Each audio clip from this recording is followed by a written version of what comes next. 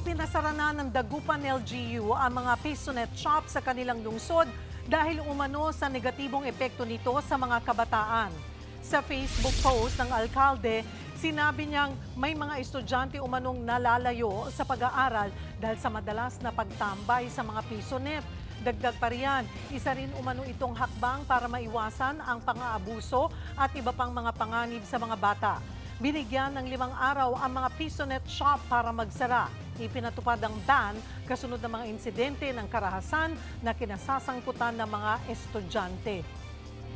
Maraming pong complain ng mga magulang dahil yung mga anak nila, imbis na umuwi ng maaga, hindi nila mahanap, nasa Pisonet pala. At ako'y ay tumatawag sa lahat ng operator ng Pisonet ng buong Dagupan.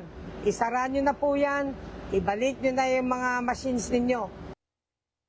Mga kapatid, Cheryl Hosing po. Maging maalam at may pakialam sa mga napapanahong issue at headlines. Mag-follow at mag-subscribe na sa social media pages ng News 5.